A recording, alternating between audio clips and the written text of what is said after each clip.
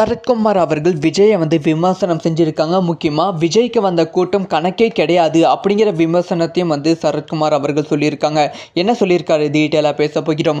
அதாவது திருச்சியில் விஜய் அவர்கள் பிரம்மாண்டமான தன்னோட முதல் பிரச்சாரத்தை ஆரம்பித்தாங்க. இதுவரைக்கும் எந்த அரசியல் தலைவருக்கும் எந்த நடிகருக்கும் வராத கூட்டம் விஜய் அவர்களுக்கு வந்தது. அந்த அளவுக்கு விஜய் அவர்களுக்கு திருச்சி மக்கள் வரவேற்பு கொடுத்தாங்க. இந்த வரவேற்பை பார்த்த பல அரசியல் கட்சி தலைவர்கள் தன்னோட விமர்சனத்தை சொல்லியிருந்தாங்க. முக்கியமாக இந்த கூட்டம் எல்லாம் ஓட்டா மாறாது அப்படி இப்படின்னு பயங்கரமான விமர்சனம் சொல்லியிருந்தாங்க. அதே மாதிரி இப்போ சரத்குமார் அவர்களும் தன்னோட விமர்சனத்தை சொல்லியிருக்காங்க. அதாவது ஆவுனா என விஜய் உச்சத்திலிருந்து வந்தார்.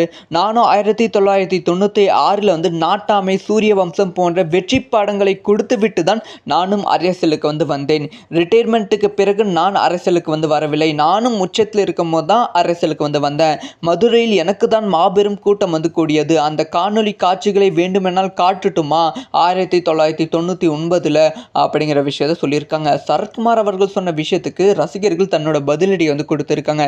விஜய் அவர்கள் உச்சத்திலிருந்து மக்களுக்காகவே தன்னோட முழு நேர பணியை செய்ய போறாங்க. நீங்க பார்ட் டைம் அரசியல்வாதி தான், 1 மணிக்கு கட்சியை மாறுவீங்க அப்படின்னு சொல்லி சரத்குமார் மீது விமர்சனம் எழுந்திருக்கு.